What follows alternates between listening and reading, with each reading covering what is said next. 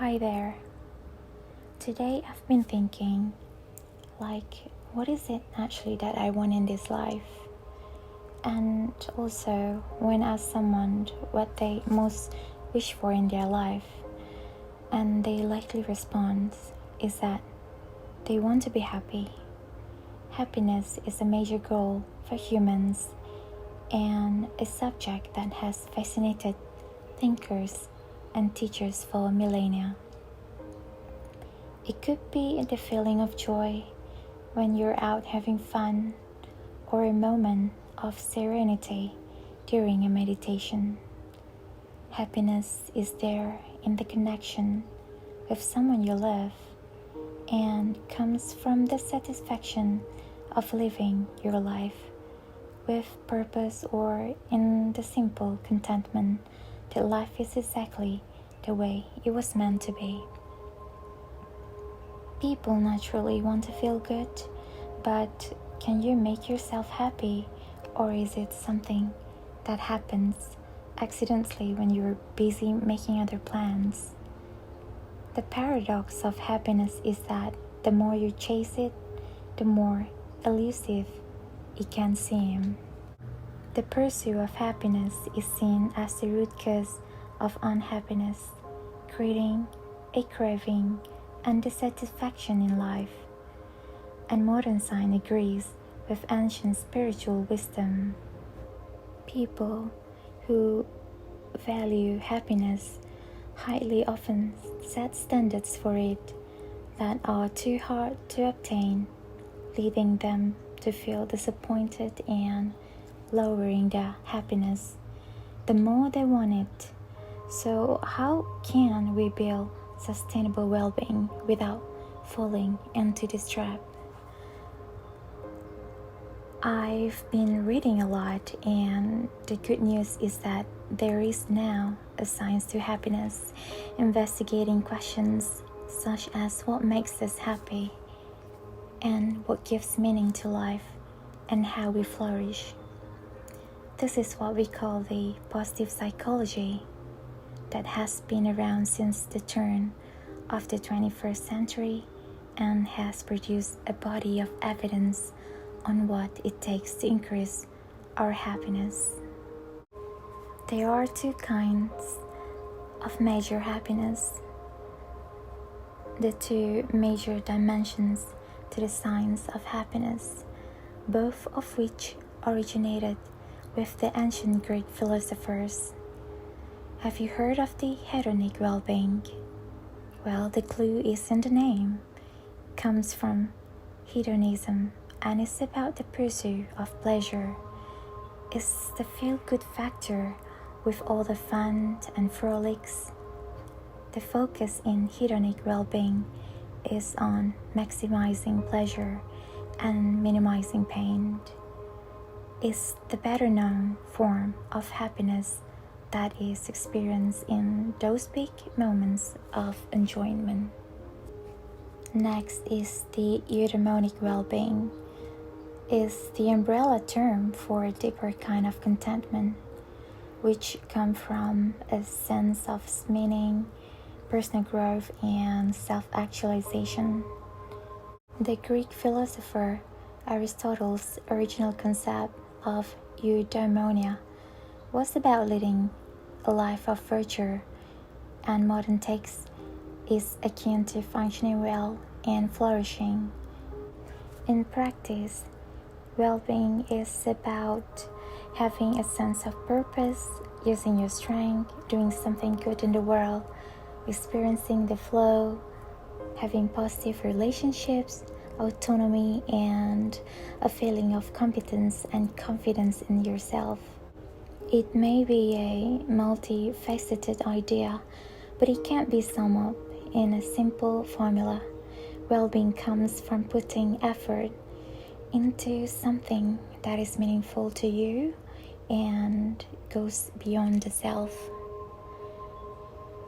People say money can make them happy, but does money really make you happy? The relationship between money and happiness is essentially pretty complicated to say the least. Well, being unable to afford the necessity of life will certainly make you unhappy.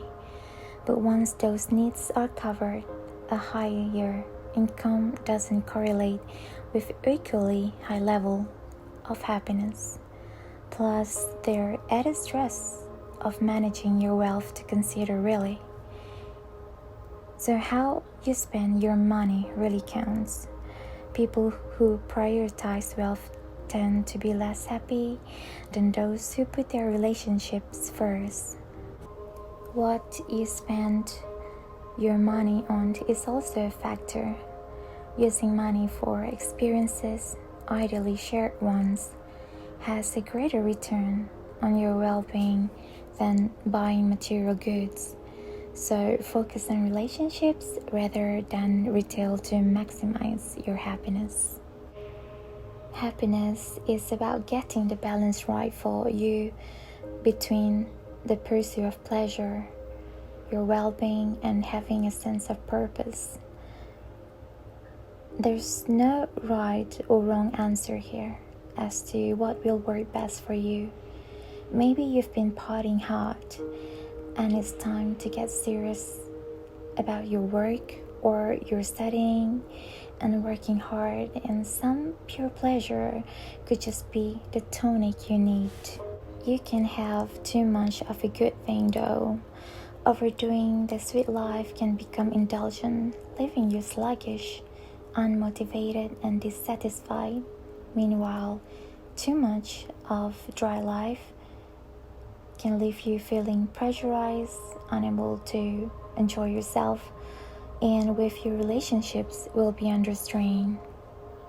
Earlier on, I've mentioned the word well-being because happiness and well-being are words that are used interchangeably in positive psychology, but the official term is what we call the subjective well-being, which is based on how we evaluate our life. There are ways which is used to measure subjective well-being. Number one is the satisfaction with life. Is the way you rate your life. Are you making progress towards your goals, or is there a gap between where you are now and where would you like to be? How satisfied are you with various areas of life, such as your work or home? This is the cognitive side of happiness, on how you judge your life. Next one is the positive effect, is the sum of your experience of positive emotions, and what is the balance of positive to negative emotions like in your life? Do you experience more positive than negative emotions, or vice versa? This is the emotional side of happiness, which is very important of how you feel. So it is important to find our flow in finding our happiness. Ever been so absorbed in what you're doing that hours seems to fly by without you noticing anything? This is the flow, a deeply satisfying state of total immersion. Many creative pastime can get you into flow.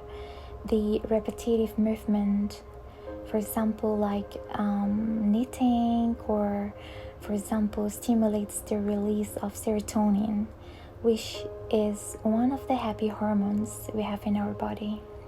Flow is an optimal experience which contributed to the feel of happiness. And the question here now, also I like to ask myself, how do you know whether you're in the flow of finding your happiness? Here are some of the things. You are completely absorbed, you feel at one with what you're doing, you lose track of time, your lack of self-consciousness, and what you're doing is very rewarding to you. To enter into a state of flow, you need to find the sweet spot between the level of challenge in the activity you're undertaking and your capacity in the area.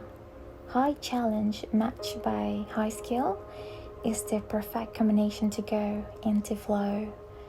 If there is too little challenge relative to your skill, you might get bored, whereas too much challenge could trip you into anxiety. But once you find your flow, it's very satisfying experience, although this is generally something that you notice after the event. While you are in it, the flow is completely emotionless. So now it's official. Happiness doesn't just feel good, it does you good too. I do agree when they say happiness is the key for success. Yes, it turns out that happiness is good for the bank balance. There is a virtuous relationship between happiness and success. It's natural to feel good when something goes well, but the reverse is equally true as well.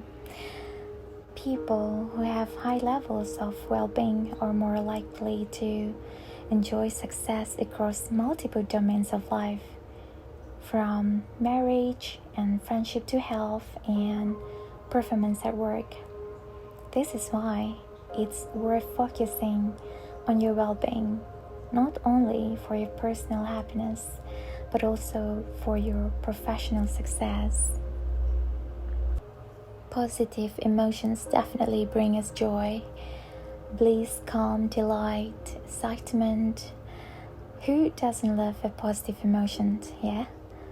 But is there anything more to these good feelings than pleasant, uplifting experience?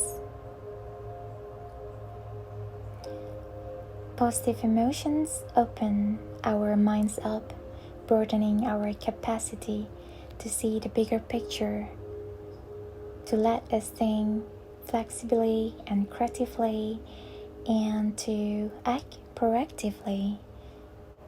So from today, let us try to dive into happiness. Let's diving into happiness, because happiness is something we do rather than something that just happened.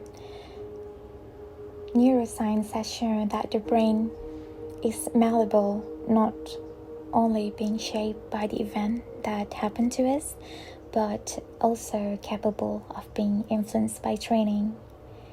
I find certain people are often interested in the science of happiness, but sometimes miss the key point, which is that you have to go beyond intellectual curiosity and put the knowledge into practice in order to make a difference to your well-being. Because remember, well-being leads to your happiness. And let us together find more meaningful life that leads to happiness, and for all, for the great well-being. I will talk to you again soon, and for now I will say goodbye. Have a good day, have a good night. I wish you all the happiness in the world.